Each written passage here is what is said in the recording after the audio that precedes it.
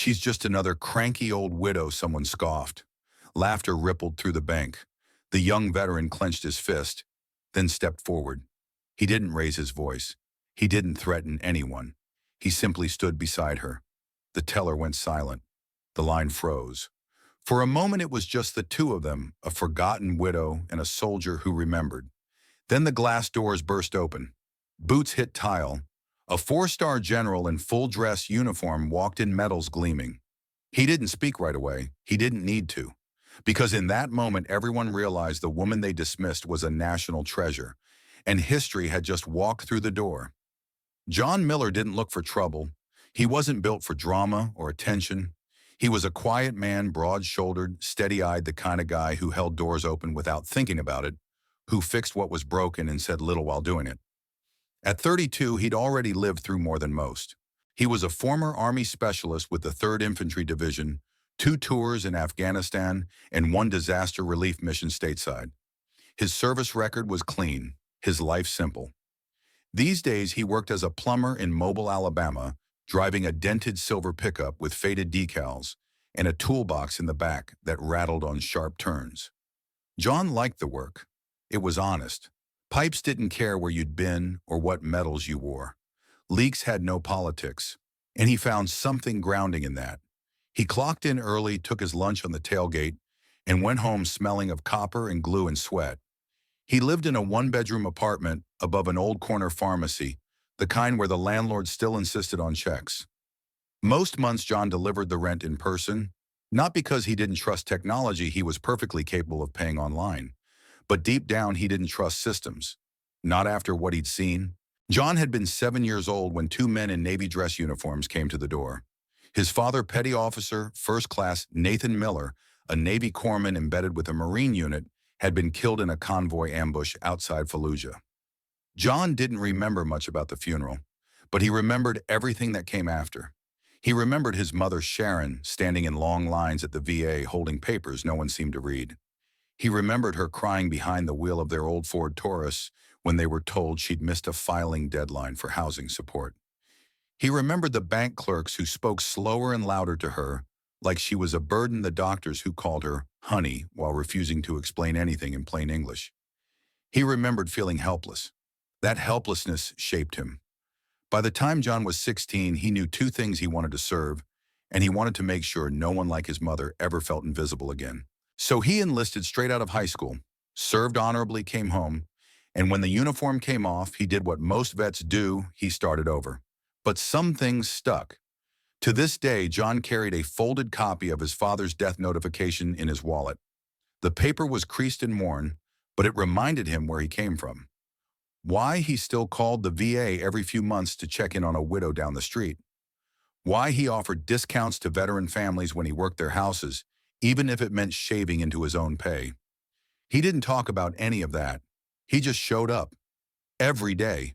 Until one ordinary Tuesday morning at a bank, he walked in expecting to pay rent, and walked out having changed everything.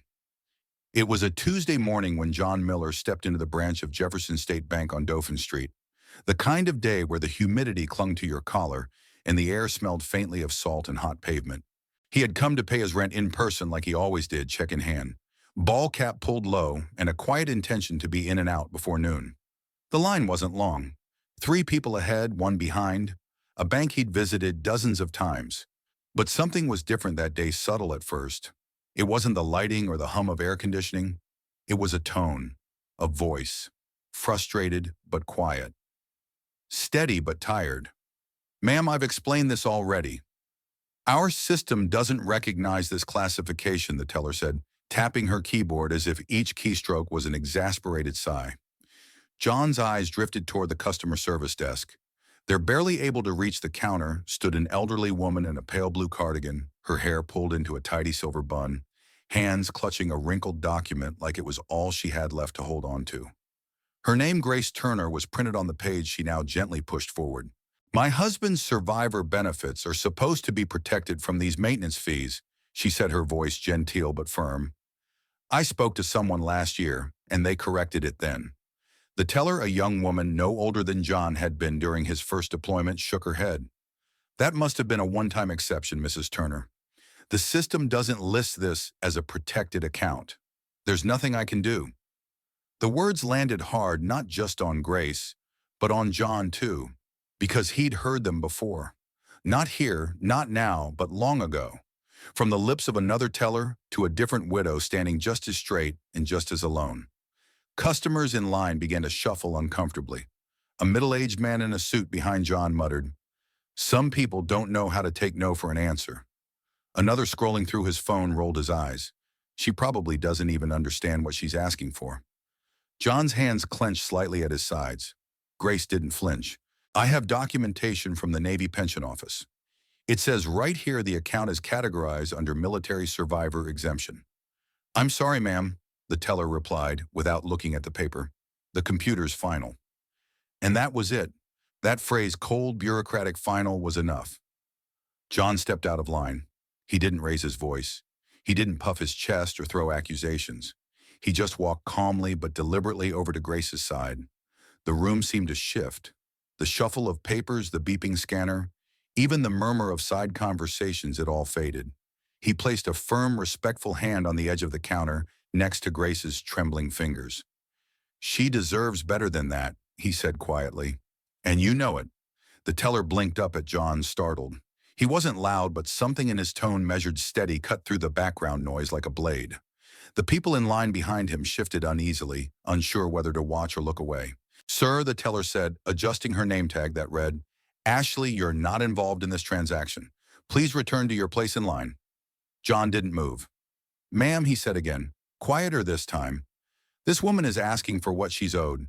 She deserves your attention, not a computer screen." Ashley's lips pressed into a tight line. Her fingers tapped the edge of her desk, clearly debating whether to escalate or dismiss him. She chose the latter. If she has further questions, she can schedule an appointment. "This isn't something we can address right now," someone in the back of the line muttered. "For crying out loud, it's just a few dollars." "She's wasting everyone's time." John turned his eyes, scanning the room. Nobody would meet his gaze. Not really. A few cast fleeting glances before turning back to their phones or shoes. That same feeling crept up his spine, one he hadn't felt since the Army, when things were wrong and no one had the courage to fix them. It wasn't about the fee. It was about how easily people accepted disrespect as normal, so long as it wasn't aimed at them. A large man in a blazer, clearly bank security, emerged from near the glass doors and began walking toward them. His radio crackled lightly at his hip. "Excuse me," he said, voice low but firm. "Is there a problem here?" "No problem," John said calmly. "I'm just standing with her until she's heard." Grace shifted beside him, her thin frame dwarfed by his. She looked up with soft, steady eyes. Her lips trembled, not from fear, but from the sheer weight of being seen after so many years of being passed over. "You don't have to do this, son," she said gently. John smiled. "Yes, ma'am. I do." She extended a hand, her knuckles thin and marked with age spots. "Grace Turner, Navy widow. My Herald served 28 years, passed in 2008. John took her hand and gave it a respectful shake. "John Miller, Army, 3rd Infantry, Afghanistan." Her smile grew faint but knowing. "Well, I'll bet Harold trained some of your commanding officers. He was tough but fair." "I like him already," John replied. Ashley cleared her throat behind the desk, her fingers frozen above the keyboard. The security guard stepped in closer. "Sir, I need to ask you to return to your place in line, or I'll have to escort you out." "I'm not disrupting anything," John said, still calm. "I'm simply standing beside a widow who's being brushed off, and I'll stay here until someone actually looks at her paperwork." His voice was soft, but it carried weight like a command given with absolute clarity. That's when the room went still. The air inside the bank grew still, thick with the weight of uncertainty. Teller Jennifer's fingers twitched above her keyboard. Her eyes flicked between John and Grace, the assertive veteran and the silent widow. She looked like a person who had realized the ground beneath her wasn't as solid as she thought. I'll get the manager," she muttered and disappeared through the side door without waiting for permission. John didn't say anything. He didn't need to. He simply stayed where he was beside Grace, his arms loose at his sides, his stance unthreatening but immovable. The kind of posture that said, "I've been through worse, and I'm not going anywhere." Grace stood tall, her chin lifted slightly, But even with her spine straight and shoulders back, John could see the weariness in her eyes. It wasn't about today. It was the accumulation of years of being told no, of being told to wait, of being told she wasn't important enough to matter.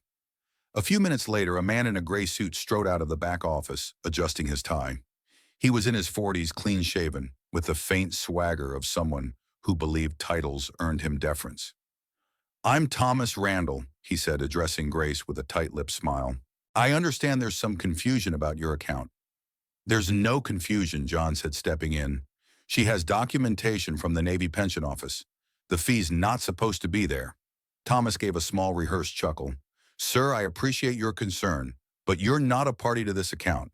Mrs. Turner can contact our regional office or make an appointment to follow up next week." John's voice didn't change. It didn't need to. "If you kick us out," he said quietly, "I'll be on the news tonight. Bank throws out widow of Navy war hero over $25 fee. I'm sure your PR team would love that." The smile dropped from Thomas's face. Grace reached slowly into her purse. Her hand trembled slightly, not from fear, but age, and she pulled out a small leather card holder, smooth with years of wear. She opened it and handed John a folded card, soft at the edges. John looked down. His heart skipped. Navy insignia, Commander Harold Turner, Medal of Honor recipient. John's jaw tightened as he looked up at her again. Everything around them, the fluorescent lights, the muttering crowd, the stiff manager faded into the background. Grace saw the recognition in his eyes. She leaned in just a little and whispered, "I'm used to being forgotten." John swallowed hard. "Not today, ma'am." A hush fell again. The manager shifted awkwardly, unsure of his next move. But John had already made his. He stayed standing, and that changed everything. The argument at the counter had reached a simmering pause, tension hanging like dust in the light. John still stood by Grace, his hand at his side clenched just enough to betray how close he was to boiling over. The manager looked like he was weighing the PR risk against his policy manual. Customers glanced between their phones and the growing commotion, unsure whether to stay or quietly slip away. Then, without warning, the glass doors to the bank burst open. Cool air rushed in and every head turned. Boots struck the tile floor in crisp, deliberate rhythm. A tall man entered, framed by sunlight. He wore a U.S. Army dress uniform, deep navy blue with gold trim, and ribbons that caught the light like a mirror to history. 4 silver stars on each shoulder, rows of medals across his chest. He moved with authority, not arrogance. Purpose, not haste. The bank fell completely silent. Behind him followed 2 officers in similar formal attire, their faces serious, posture flawless. General Harlan Briggs had arrived. The security guard instinctively stepped aside. Even the manager's jaw tightened, his confidence visibly shaken. The general didn't scan the room. He walked with certainty straight to the counter where Grace Turner stood beside John. He stopped just short of them. "Mrs. Turner," he said, his voice deep and steady, "we've been looking for you." Grace blinked in surprise, then recognition lit her face. Harlan General Briggs offered a warm nod. "It's good to see you, Grace." John stood a little straighter instinctively. "Military training never really left you." The general turned to him. "And you are John Miller, sir, former 3rd Infantry." Briggs extended his hand. "Specialist Miller, thank you for standing with her." He then turned, facing the room like a man used to commanding attention. "I imagine many of you don't know who Grace Turner is," he said, voice resonant. "Let me explain." He paused, scanning the stunned faces watching him. "Grace is the widow of Navy Commander Harold Turner, Medal of Honor recipient. But she didn't just marry a hero. She was one." He gestured to her gently. "For more than 3 decades, Grace helped establish family support programs for Navy spouses. She counseled the wives of deployed sailors, helped organize emergency relief during base evacuations, and personally mentored over 500 young military families through their first tours." A ripple of murmurs moved through the lobby. "And after Commander Turner died, saving 3 of his men during a mission abroad, she didn't stop. She's logged over 14,000 volunteer hours at VA hospitals. Most of you never saw her because she wasn't asking for recognition. She was too busy serving quietly." The silence in the bank deepened as General Briggs turned back to the counter, lifting the worn document Grace had tried so patiently to have someone read. This account, he said, holding it between two fingers, is protected under Section 9B of the Military Survivor Pension Act. This fee applied twice now. As I understand, it was not only unjustified, it was illegal. A gasp escaped someone near the back of the room. The manager's face turned a shade paler. He began to stammer. General Briggs, if there's been a clerical... This isn't about clerical errors, Briggs said, his tone sharpening. This is about the culture inside this building. A widow walks in with proper documentation and gets brushed off by two employees and half a dozen customers who would rather look at their phones than speak up. He scanned the crowd, letting the discomfort settle on their shoulders. Let me be clear, he continued. I'm ordering a full audit of this bank's veteran-related accounts. Every case involving survivor benefits, combat-related pensions, and VA exemptions will be reviewed. One of my officers will remain here today to start that process. He nodded to the officer behind him, who pulled out a notepad and began recording names. The manager swallowed hard, his voice barely above a whisper. Of course, General. Briggs turned to John. You Specialist Miller? He said, his tone softening. What you did here today, we try to train it into young soldiers. We drill honor, courage, loyalty. But standing up like you did in a place like this, with no backup and no orders, that's the kind of leadership we can't always teach. John, still standing at Grace's side, gave a respectful nod. I just did what was right, sir. That's why I'd like to ask something of you, the general said. We've been developing a civilian liaison program to bridge the gap between veterans, their families, and local institutions. Too many get lost in systems built for convenience, not compassion. He reached into his coat and pulled out a small card. Come work with us. You'd be the kind of man we'd trust to represent us out there on the home front. John looked down at the card. It bore the seal of the Department of the Army and the words Veteran Community Affairs Liaison in bold across the top. I'm honored, he said, voice quiet. Briggs smiled. The honor's ours. Behind them, the bank's customers had gone quiet. No more jokes, no more sighs of impatience. Now they watched two generations of service meet in a moment of reckoning, and no one dared look away. John Miller didn't give the general an answer right away. He held on to the card for a few days, tucked it in the center console of his truck, between a pack of gum and a wrench. But the more he thought about it, the more he replayed Grace's voice, the look on her face when she whispered, I'm used to being forgotten. The more he realized that plumbing could fix leaky pipes, but not the kinds of cracks that ran through the lives of men and women like him. He called the number. By the following month, John Miller was no longer just a plumber. He was wearing a pressed button-down shirt with a name badge that read, Veteran Community Affairs Liaison, U.S. Army. His office was inside a modest building near the VA hospital in Mobile. Nothing flashy, just a small space with 2 chairs, a desk, and a bulletin board filled with local housing, mental health, and benefit contacts. But for the first time in a long while, John felt like he was building something that couldn't be washed away by rain or time. His job was simple. In theory, help veterans navigate the system. But in practice, it meant listening more than talking, explaining acronyms, calling people back who had given up, filling out forms that no one else had time for. Some days it was draining. Others, it felt like he was pouring concrete into the holes left behind by years of silence. Grace Turner came by every Thursday morning without fail. She didn't knock. She just walked in with a smile and a container of oatmeal raisin cookies, her late husband Harold's favorite, she said.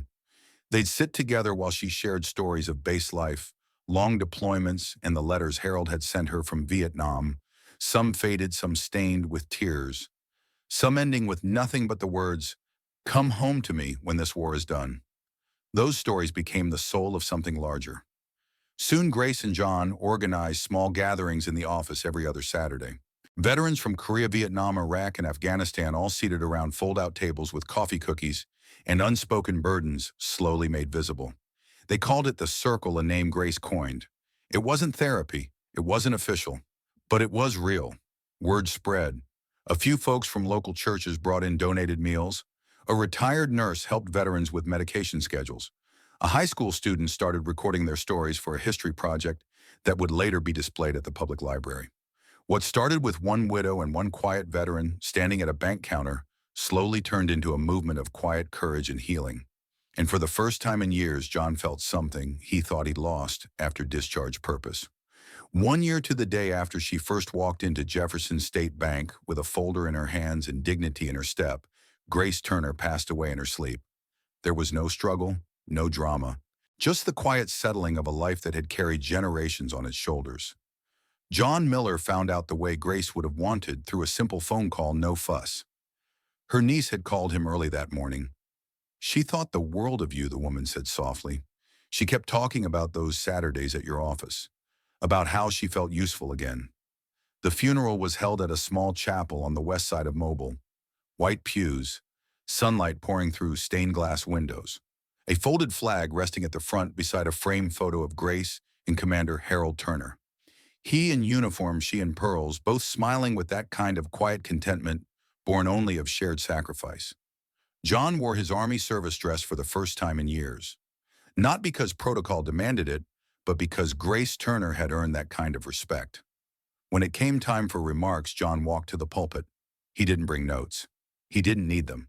"I met Grace in a bank," he began, his voice steady. "She was being ignored, talked over, treated like someone whose time had passed. But Grace was never just someone's widow.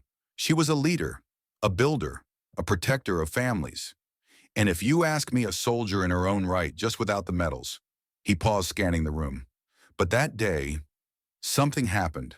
A whole room was reminded of who she really was, and in the years since, she reminded a whole town. As he stepped down, a retired Navy officer who had once served under Commander Turner saluted Grace's casket. One by one, veterans in attendance stood. No one asked. No one prompted. It just happened. And outside, as the wind moved gently through the trees, a lone bugler played taps. Not for a fallen soldier, but for the woman who had stood beside one and never stopped serving. Weeks later, something extraordinary happened. Grace's story, her stand at the bank. The arrival of General Briggs, the founding of the Circle, was picked up by a national columnist writing a Memorial Day feature. The piece went viral. Networks called. Veterans groups shared her name across the country. By the end of the month, Grace Turner's name was etched onto a new plaque at Arlington, not just beside her husband's, but on a separate bronze panel honoring military family service. At its base were the words John had spoken at her funeral. She was never just someone's widow. She was a soldier of a different kind. In the end, it wasn't the medals, the uniforms, or even the general that changed everything. It was the moment one man, a quiet veteran in a ball cap and jeans, stepped out of line. John Miller didn't plan to make a statement that day. He didn't know cameras would later catch a photo of him standing beside Grace Turner, or that her name would echo across military circles nationwide. He simply saw something wrong and refused to let it stay that way. And that's the lesson her story leaves behind. Sometimes all it takes is one person standing still when everyone else turns away. Not shouting, not demanding, just standing. Grace had spent a lifetime standing for others in base housing, in hospital wings, and rooms full of forgotten spouses. And in that quiet moment at the bank, someone finally stood for her. Their story isn't just about military service. It's about dignity, about seeing the person behind the paperwork, about remembering that the freedoms we enjoy are upheld not just by those who fight, but by those who wait, who sacrifice, who keep going after the bugles fall silent. And maybe this story isn't just about Grace Turner or John Miller, or even a bank that forgot how to listen. Maybe it's about us. Because in today's world where people scroll past pain, where patience runs short and kindness feels like a lost art, one moment of standing still for someone else can ripple farther than we imagine. Think about your own life. Have you ever seen someone overlooked, brushed aside at a counter, talked over at a hospital, a grocery store, a waiting room? Did you say something? Did you stand? Or were you like the rest of the line, quiet, uncomfortable, too busy to get involved? That's the lesson Grace leaves us. That dignity doesn't come from noise, but from how we treat the people who have no one left to speak for them. And John, he reminds us that courage doesn't always mean charging into danger. Sometimes courage is as simple as refusing to walk away. Now I want to hear from you. Have you ever witnessed someone being mistreated and stepped in? Or maybe you were the one being dismissed and someone stood by your side. Share your story in the comments. This is a space for real voices, real lives. Let's talk about it. And if this story meant something to you, please give it a thumbs up, subscribe, and share it with someone who still believes in decency and honor and in the power of one person to make a difference. Thank you for listening. And remember, you don't need a uniform to stand for what's right. You just need to stay.